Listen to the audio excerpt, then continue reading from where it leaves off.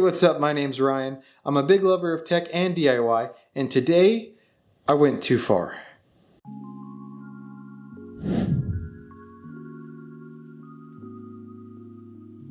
Now, I've been kicking around the idea of building a computer inside of my desk for a long time now, but it's not something I thought I'd ever actually go through with.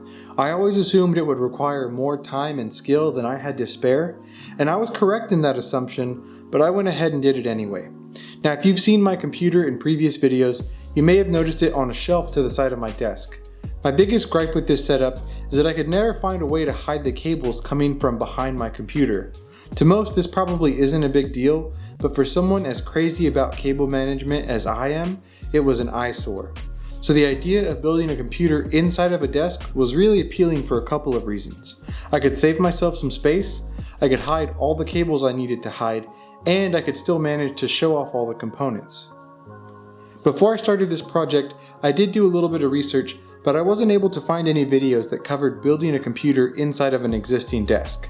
I did find some IKEA hacks and some people that specifically built a desk for a computer, but none of that was really applicable to my situation.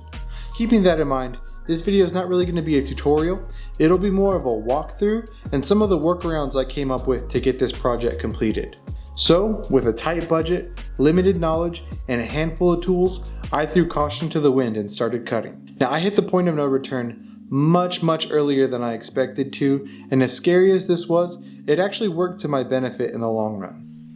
Because of the space I was working with, I was going to need a good amount of clearance to fit my components. This meant I could no longer use both drawers. I decided to build a new drawer assembly from scratch.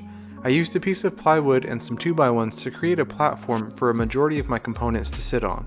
The power supply and hard drives would then be mounted on the bottom side of the drawer. Doing so gave a cleaner look and saved some valuable real estate. I then cut a piece of plywood about 2 inches narrower than the drawer assembly for the previous drawer fronts to attach to. This was trickier than I anticipated, and the fit isn't perfect, but it works fine.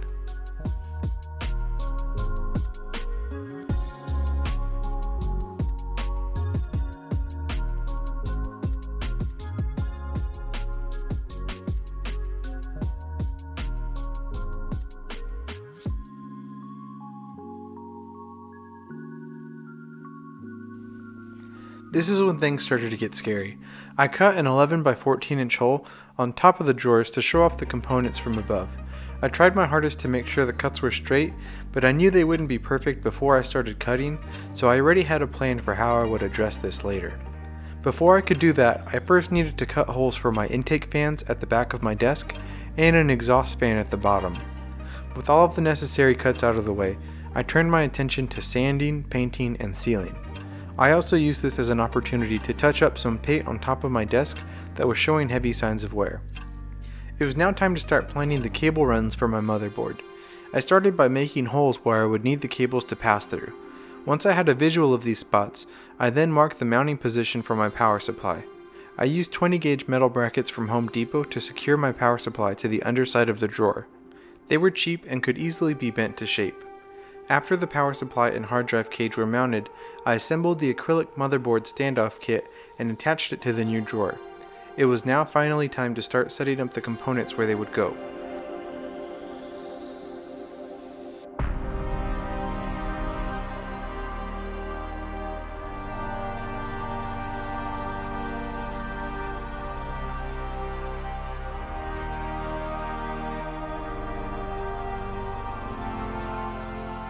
Before I could start adding the finishing touches, I checked to make sure the system was functioning correctly.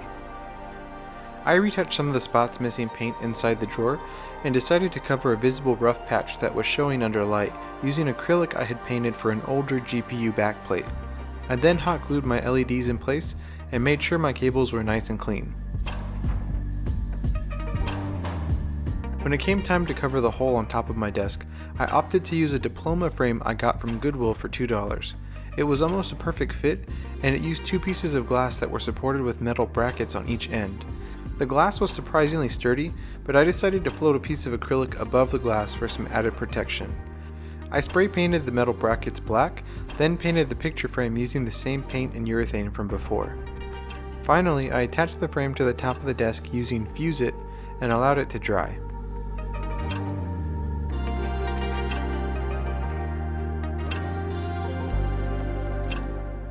And the build was now complete. It's not perfect, but I'm thrilled with how things turned out. If I'm being honest, this project was a nightmare. I started to question what I was doing and why I have to be this way, but having the camera rolling and my computer in pieces helped me kind of push through some of those moments of doubt. Now, if this is a project you're considering, hopefully this will show you what can be accomplished even when you're not a master woodworker with an arsenal of tools. I spent a little over 10 hours and about $50 on this project, and while it may not be exactly what I envisioned, it's pretty close. There was never really a moment where I felt confident in what I was doing, but to still be happy with the way things turned out and get to check this off my list is extremely satisfying.